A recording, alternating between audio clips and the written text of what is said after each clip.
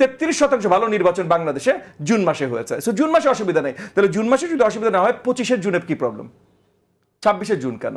আর যদি 26 জুন হয় তাহলে what is stopping you 27 June 28 June 5 বছরের আলোচনা শুরু হয়ে গেছে। প্রধানমন্ত্রী একচ্ছত্র ক্ষমতার অধিকারী হতে যাচ্ছে না, সে চাইলেই আগামীতে স্বৈরাচারী ব্যবস্থা কায়েম করতে পারবে না, এরকম একটা নিশ্চয়তা দেন, তাহলে নির্বাচনটা হোক। আমি বলছি যে তা না হলে কি হবে? 14 যদি এই নিশ্চয়তা না পান, এই অবিশ্বাসটা দূর করার জন্য আসলে কি হওয়া উচিত? আপনারা কি আশা করেন? আমি সেই কথা বলছি, আমাদের এই প্রজন্মগত অবিশ্বাসের দূর করার জন্য আপনারা কি উদ্যোগ নিচ্ছেন? 2024 সালে 16 ডিসেম্বরে মাননীয় প্রধান উপদেষ্টা যখন জাতির প্রতি বক্তব্য রাখলেন, তখন উনি বলেছেন একটা কথা, স্বল্প সংস্কার চাইলে 25 ডিসেম্বর, বেশি সংস্কার চাইলে 26 জুন। এবং আজ অবধি উনি যতবার বক্তব্য রেখেছেন উনি এটা থেকে পিছপা হননি, উনি এটাতেই আছেন। ওনার সরকারের বিভিন্ন মানুষ এইটার বিভিন্ন বিশ্লেষণ দিয়েছেন, কেউ বলেছেন জুন, কেউ বলেছেন ডিসেম্বর, কেউ বলছেন জুন থেকে ডিসেম্বরের মাঝামাঝি। উনি কখনো এর বাইরে যাননি, এই পর্যন্ত আমি শুনিনি, উনি এটাতেই আছেন।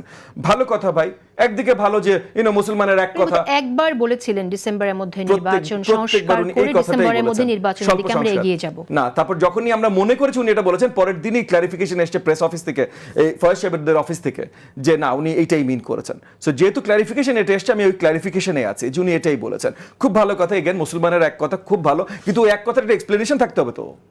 What is the explanation? Why December? জুনে নির্বাচন হতে কোনো বাধা নাই। বাংলাদেশে যে 3টা ভালো নির্বাচন হয়েছে, 91, 96, 2001, তার মধ্যে একটা 96 হয়েছে জুন মাসে। সো 33% ভালো নির্বাচন বাংলাদেশে জুন মাসে হয়েছে। সো জুন মাসে অসুবিধা নেই। তাহলে জুন মাসে যদি অসুবিধা না হয় 25 জুনের কি প্রবলেম? 26 জুন কেন? আর যদি 26 জুন হয় তাহলে what is stopping you 27 June 28 June 5 বছরের আলোচনা শুরু হয়ে গেছে। সংস্কার করবে এবং সেজন্য সবাই সমর্থন দিয়েছে, আপনারাও সমর্থন দিয়েছেন। আমরা অ্যাবসলিউট সমর্থন দিয়েছি, আমরা সবাই সংস্কার দেখতে চাই যাচ্ছে।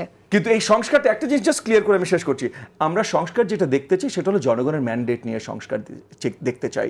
সো নির্বাচিত পার্লামেন্ট এসে এই সংস্কারগুলো করবে, আমরা এইটা দেখতে চাই। হান্নান মাসুদ, আমি আপনার কাছে জানতে চাই যে আপনারা বারবার বলছেন সমস্ত সংস্কারের পর নির্বাচন হবে এবং গণ অভ্যুত্থানে অভিযুক্তদের বিচার নিশ্চিত করার পর নির্বাচন হবে।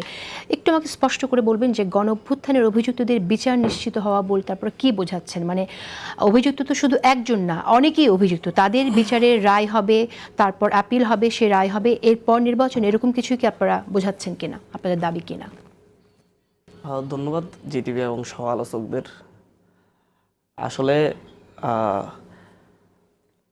আপনারা যে বিষয়টা, যে আমরা শুধুমাত্র আমাদের অভ্যুত্থানের সময় যেই গণহত্যা হয়েছে সেটার বিচার চাচ্ছি না, আমরা একই সাথে বিচার চাচ্ছি হচ্ছে দীর্ঘ সময় ধরে আমাদের বিরোধী রাজনীতিবিদদের উপর যে অত্যাচার নির্যাতন করা হয়েছে, তারপরে সব বিচার নিশ্চিত হওয়ার পর নির্বাচন। এই বিচারের প্রক্রিয়াটা আপনার এমন না যে হচ্ছে আমরা বলছি যে হচ্ছে একেবারে ফাঁসিতে ঝুলিয়ে দিয়ে তারপরে নির্বাচন করতে হবে। এটা বিভিন্ন জন বিভিন্ন ধরনের ব্যাখ্যা করতে পারে, কিন্তু আমাদের একটা ইমোশন আছে। আপনারা আমাদেরকে বলতে পারেন ইমোশন দিয়ে দেশ চলে না, ইমোশন দিয়ে সেটা চলে না, এটা চলে না, ইমোশন দিয়ে রাষ্ট্র চলবে না। কিন্তু বাস্তবে হচ্ছে এই 24-এর এই গণঅভ্যুত্থানটা পুরোটাই আমাদের ইমোশনের উপর ভিত্তি করে হয়েছে। যখন আমাদেরকে গুলি করছে আমরা সেই ইমোশনটা নিয়েই কিন্তু ওখানে দাঁড়িয়ে গেছি। আমরা যদি বিবেকটা খাটাতাম তাহলে পালিয়ে যেতাম। একইভাবে এই বিবেকটা খাটিয়ে কিন্তু হচ্ছে আমরা দেখেছি যে হচ্ছে যাত্রাবাড়িতে একটি বড় সংগঠনের সভাপতি বিবেক খাটিয়ে পুলিশ দেখে দৌড় দিয়েছে, না আমাদের লোকগুলো দৌড় দেয়নি। আমাদের যে স্টুডেন্টরা, যে একটা তরুণ প্রজন্ম, আমি এটাকে প্রজন্মের লড়াই বলি, আমাদের এই প্রজন্মগত একটা বিভেদ আছে, দূরত্ব আছে। এই দূরত্বটা আমরা যত গোছাতে চেষ্টা করি তত দূরত্ব তৈরি করার চেষ্টা করা হচ্ছে। আমরা চাচ্ছি যে হচ্ছে আমাদের আগের প্রজন্মের সাথে যেমন তৈরি করার চেষ্টা করছে। আমি একটু শেষ করি তাহলে হচ্ছে আমাদের এই প্রজন্ম যারা হচ্ছে, আমি এই প্রজন্মটাকে আমি 3 ভাগে ভাগ করি, যে হচ্ছে আমাদের 2015 সালে ভ্যাট বিরোধী আন্দোলনের প্রজন্মটা, 2018 সালে কোটা বিরোধী আন্দোলন এবং সড়ক সংস্কার আন্দোলনের, এরপরটা হচ্ছে 2024 সালের এই গণ অভ্যুত্থানের এই 3টা প্রজন্ম, 3 ভাগে। 15, 18 এবং 24 মিলে কিন্তু 24-এর গণ অভ্যুত্থানটা হয়েছে, কেউ কারো থেকে আলাদা না। তো এই পুরো প্রজন্মটা আসলে হচ্ছে আগের রাজনৈতিক ধারাটাকে নিতে পারতেছে না, সেটার একটা সংস্কার চাচ্ছে। এখন আপনি আমাকে বলতেছেন যে হচ্ছে নির্বাচনের পরে সংস্কার হবে, আসলে কিভাবে বিশ্বাস করবো? আমরা তো আমাদের ইতিহাস থেকে আমরা শিখে এসেছি যে হচ্ছে নির্বাচনের আগে যে কথাগুলো থাকে, রাজনৈতিক যে দলগুলো, গতানুগতিক রাজনৈতিক দলগুলো যারা ক্ষমতায় যাওয়ার সম্ভাবনা আছে তারা এই কথাগুলো রাখে নাই। 90-এর গণ অভ্যুত্থানের পরেই সেই কথা রাখা হয় না, 5 বছর পরে আবার হচ্ছে নির্বাচন নিয়ে লড়াই করতে হয়েছে। আমাদের চোখের সামনে দেখতেছি যে 31 দফা দেওয়া হয়েছে, সে 31 দফার ভিতর বলা হয়েছিল যে হচ্ছে পরপর 2 বারের বেশি কেউ প্রধানমন্ত্রী থাকতে পারবে না, কিন্তু সংস্কার কমিশনের রিপোর্টে সেখানে গিয়ে বলছে পরপর 3 বারের বেশি কেউ প্রধানমন্ত্রী থাকতে পারে না, বেড়ে গিয়েছে।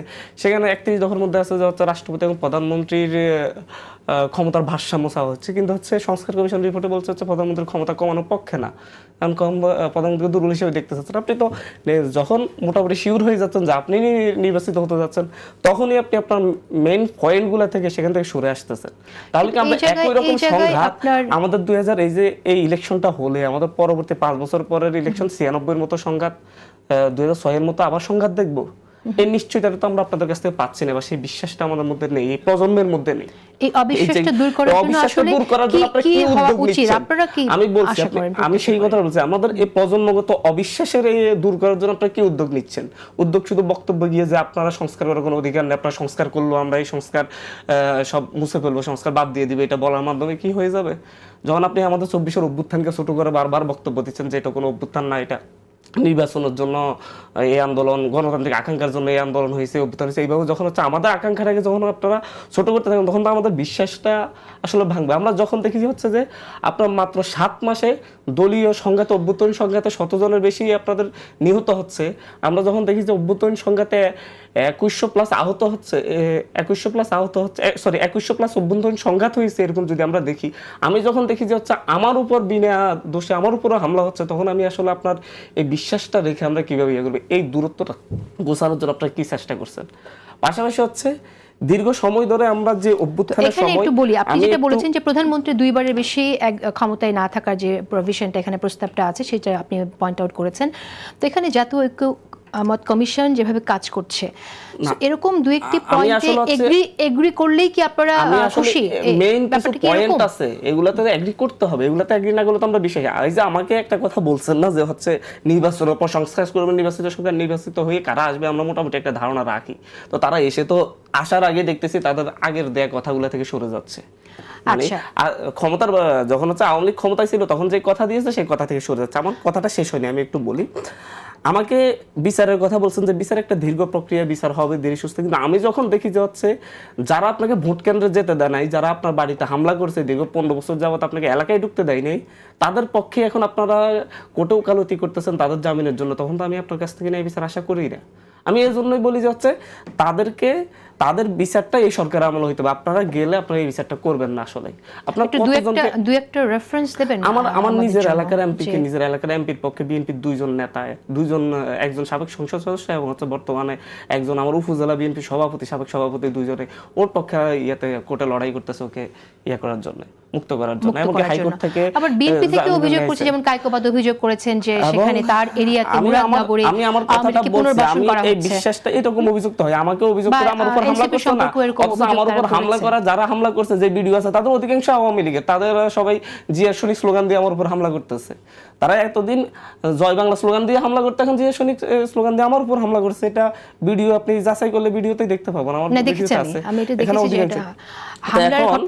এই জায়গা থেকে আমরা মূলত একটা কথা স্পষ্ট করি, আমাদের কিছু বিষয় আপনারা মেইন পয়েন্ট আউট গুলো আমাদেরকে দিতে হবে যে প্রধানমন্ত্রী একচ্ছত্র ক্ষমতার অধিকারী হতে যাচ্ছে না, সে চাইলে আগামীতে স্বৈরাচারী ব্যবস্থা কায়েম করতে পারবে না, এরকম একটা নিশ্চয়তা দেন, তাহলে নির্বাচনটা হোক। আমি বলছি যে 14 যদি নিশ্চয়তা না পান, আমি আমার পয়েন্টগুলো শেষ করি তারপর বলতেছি। 14, 18, 24 যারা আমার ভোটাধিকার কেড়ে নিয়েছে, আপনাকে কেন্দ্রে যেতে দেয় নাই, আপনাদের ভোটাধিকার কেড়ে নিয়েছে, তাদের সাথে তো আমি আরেকবার ইলেকশনে যাব না, আপনারা কিভাবে যাবেন? তারা যাতে ইলেকশন করতে না পারে সেই নিশ্চয়তাটা দেন, আমরা ইয়ে করব, আমরা ইলেকশনের ব্যাপারে ধন্যবাদ আপনাকে। একদম এটা যদি না হয় তো জোর জবরদস্তির একটা ইলেকশন হবে। কিন্তু একটা কথা, ওই যে প্রজন্মের লড়াই কথা বলছি, 15, 18, 24 একটা গণঅভ্যুত্থান, শেখ হাসিনা কিভাবে পালাতে হয়েছে সেটা দেখা গেছে। ঠিক একই লড়াইটা, এই লড়াইটা দীর্ঘ সময়ের, আপনার রাজনৈতিক ব্যানারে কিন্তু আমাদের এই প্রজন্মে এই প্রজন্মের ছাত্ররা, এই প্রজন্মের যুবকরা কেউ কিন্তু কোনো রাজনৈতিক দলের ব্যানারে আন্দোলন সংগ্রামে যায় নাই।